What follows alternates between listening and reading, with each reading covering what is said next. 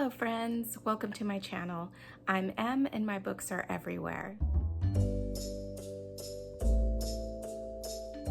Today I'm going to be wrapping up my July reading. As far as my goals for July, I really only had two solid goals, and that was to work on my challenges and my readathons. So how did I do in July? Well, let's check it out. So the first challenge I'm going to be talking about is Read Christie 2024. I read Taken at the Flood, and this is a book that takes place soon after World War II.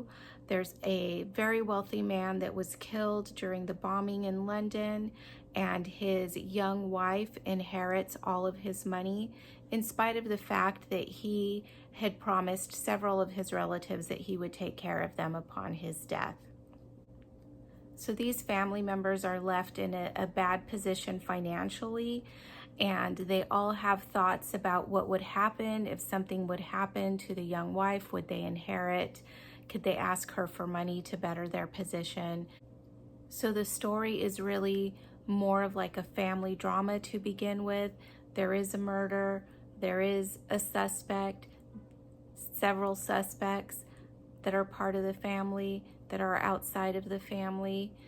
It's a very interesting book, and I did enjoy reading it, but like I said, it's just not one of my favorite. There's just like a couple of things in there, one of the characters that just makes me uncomfortable, and I wasn't quite happy with how the story ended, so I did give it 4 stars, but it's Agatha Christie, so it's still super great. So the next challenge that I'm going to be talking about is the 52 Book Club. There were 4 Saturdays in July, so 4 prompts that I needed to fill. The first one was a book by a neurodivergent author, and I had trouble finding an author that classifies themselves as neurodivergent, and I didn't want to presume about anybody else that has been mentioned if they had not self-proclaimed. So one author that I found that did state that they were neurodivergent was Amanda Gorman, and she wrote a poetry picture book for children, so I chose that one. It's called A Change Sings, and I did enjoy reading it, and the pictures were lovely, and I gave it 4.5 stars. The next prompt was a book with a yellow spine. So I chose The Secret of Redgate Farm with the Yellow Spine by Carolyn, Keene, and so this is number 6 in the Nancy Drew mystery series. And this is the story of Nancy and her friends Bess and George that meet a young girl that is in trouble, and they go to her grandmother's farm, Redgate Farm, to help her out and to try to figure out the mystery of a cult that is renting some land from the grandmother and some happenings that are going on. I had a great time reading this book, and I gave it 4 stars. The third prompt was a book published in the Year of the Dragon, and I chose Harriet the Spy by Louise Fitzhugh. This is a book that I've read a few times before. It was one of my favorites when I was a kid. I used to pretend to be Harriet and carry around a notebook and play town and all the stuff. So it was a great nostalgia read for me, and I gave it 4 stars. I enjoyed it almost as much as I did when I was a kid. And I was very surprised, actually, a lot of the serious things that were discussed in here that went over my head when I was a kid reading this book, and I just remembered the fun stuff. But yeah, 4 stars, Harriet the Spy. The final prompt for July was to read a book without reading the blurb. And I had made arrangements with my sister that we were going to buddy read The Life-Changing Magic of Tidying Up by Marie Kondo. And we both did start it in May, and both of us put it down for various reasons, but I did finish it up in July, and I gave it 3 stars, mostly because there were a few things that I didn't agree with in her theory of decluttering and what to keep. I do overall agree with her theory of keeping a house tidy is easier if you have less things and have a place for the things that you do have. I totally agree with that. But as far as like what to get rid of and what to keep, and how to go about that. I disagreed a little bit, but 3 stars for that book. And that was my 52 book challenge. And my next challenge was the 52 book summer reading challenge for 2024. And I did read several books for that. I read 14 books, so I'm not going to recap them all. Some of them are books that I'm going to talk about in other places because I did double count them, not with the 52 book challenge, but if I'm doing any other challenges, I do feel free to double count the books from the summer reading challenge with the other challenges that I'm doing. I am going to talk about one book that I very much enjoyed that wasn't in any of the other challenges, I don't think, and that was The Dollhouse by Rumer Godden. And this is a book that was written several years ago. It's considered a children's classic. I enjoyed it so much. It's about dolls that are living and the theory of how they are able to live and what happens when they come together and as a doll family and how they interact with other dolls. It was a super sweet story. I feel like it had a lot of good lessons of friends and family, and I recommend it really if you're looking for a quick read. I just loved it. It was great. I gave it 5 stars.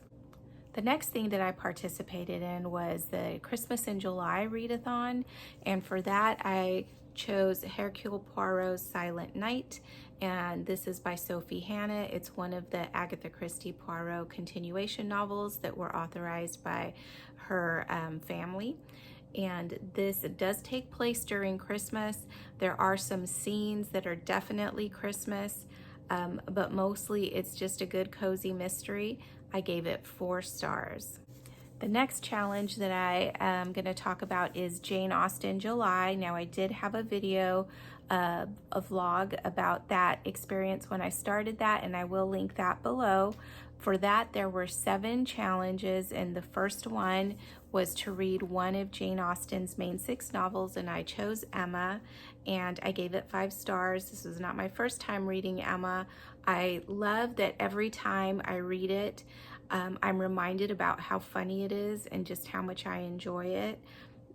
This is right now tied with Pride and Prejudice as my favorite Jane Austen.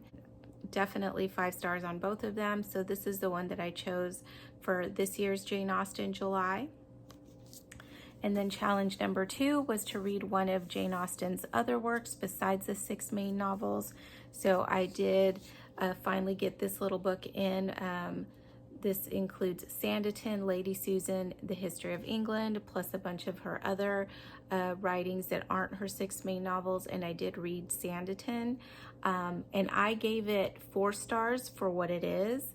I really wish that she had finished it. I was just starting to get into the characters and the story, and there was no more. And I really wish that she had been able to finish it. I have heard from Pepper Basham that there was a Sanditon that she read that was finished by another author that she very much enjoyed the way the story went. So I'm going to have to find out from her what it was so that I could read that one and see how I like that. The third challenge was to read a nonfiction book that is of either Jane Austen's times or of herself. And I chose Jane Austen at Home by Lucy Worsley. I loved it. I gave it 5 stars. I actually listened to that on audio on a vacation that I took. It's about 14 hours long, and I was going to Southern California to visit my sister and to go to Disneyland, which was super fun. It took just about 8 hours each way. So I did get to listen to that. Plus take little pauses in between, but I really enjoyed the audio. 5 stars. I'm sure if I had read it, it would have been 5 stars as well, but the reader was really good. I think that contributed to it. I do plan on getting this book as a physical book because I would love to be able to dip back in and revisit some of those facts about Jane Austen were very interesting, and I'd love to kind of do a deeper dive into that with the physical book. The next challenge for Jane Austen July was to read a retelling of a Jane Austen novel, and I chose A Lady's Guide to Scandal. So that was part of the book club for Books and Things Patreon for July, and it was such a fun book. I enjoyed it so much. It takes place around the Regency, maybe the Georgian era. They talked about pantaloons, so I'm thinking maybe a little bit earlier, but it was super fun. When it started, I thought that it was a retelling of Persuasion, but it did take a turn to my delight. I really enjoyed this story, and I gave it 4.5 stars. The fifth challenge was to read a book by a contemporary of Jane Austen, and I did choose A Sicilian Romance by Anne Radcliffe. I haven't finished it though. I'm about 25% of the way through, so I won't be finishing that part of the challenge until August. So 6 of the 7 prompts I did. Prompt number 6 of the challenge was to watch a adaptation of one of her main novels, and I watched Emma with Gwyneth Paltrow. I love that movie. I've watched it several times. That was my choice for that. And then for number 7 was to watch a movie retelling of a Jane Austen novel, and I chose Bride and Prejudice, which was a retelling of Pride and Prejudice. And again, another movie that I've seen several times and thoroughly enjoy. It's a kind of a Bollywood musical type of movie. It's so fun. I recommend it if you haven't watched it. It's a lot of fun. So that was my Jane Austen July. And the next challenge that I have been working on is Beautiful Minutia's summer book bingo. So Tiffany made a great poster to keep, or tracker to keep track of the books that you've read for the bingo, and I finally got a bingo in July. So I did read 8 books for that in July, and these last 3 books were the ones that gave me the bingo, and that is By Book or by Crook by Ava Gates, and that's a cozy mystery. It was the first one in, I don't remember the name of the series. It has something to do with lighthouses, so I'll put it right here. And I gave that one 4 stars. It was a lot of fun, and it actually featured Jane Austen books in that, so I thought that was also appropriate for Jane Austen July.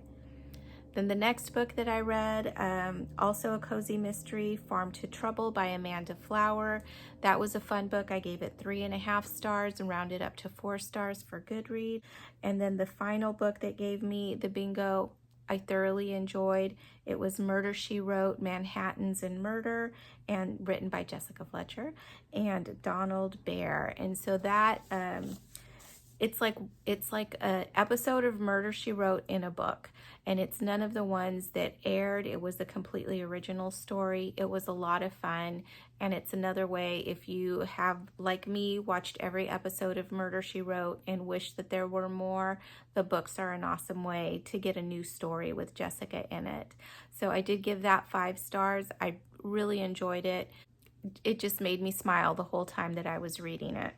So the other readathon that I've been working on is the Mistalong, hosted by Beautiful Minutia. So for July, the book actually was The Hero of Ages, but I'm behind, so I read The Well of Ascension. I have now started The Hero of Ages, but there was no way I was going to be done in July with that one. So I'll be working on that one in August. So those were the challenges and readathons that I did in July. I did read 25 books in July, and 5 of them were 5-star reads, 16 were 4-star reads, and 4 of them were 3-star reads. My top genre was mystery. 10 of the books I read were mystery. Other genres that I read were fantasy, YA middle school children's, classics, historical fiction, and biography. My shortest read was Paws and Pastries by Barbara Hinsky. I gave that book 4 stars. That was a cute read about a woman that ends up in a town that she did not intend to stay at, with a dog that she did not intend to keep.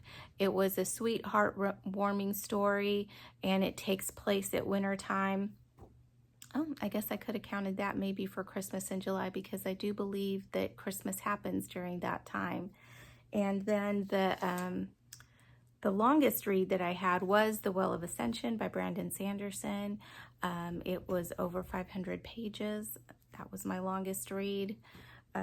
My favorite read in July, it's a toss-up. I had lots of good 5-star books that I read. I think the one that just gave me the most joy was probably Emma. That was a reread. The one that I enjoyed the most that was a new to me read was The Murder, She Wrote, Manhattans and Murder. And that was my July, guys. Thanks for watching.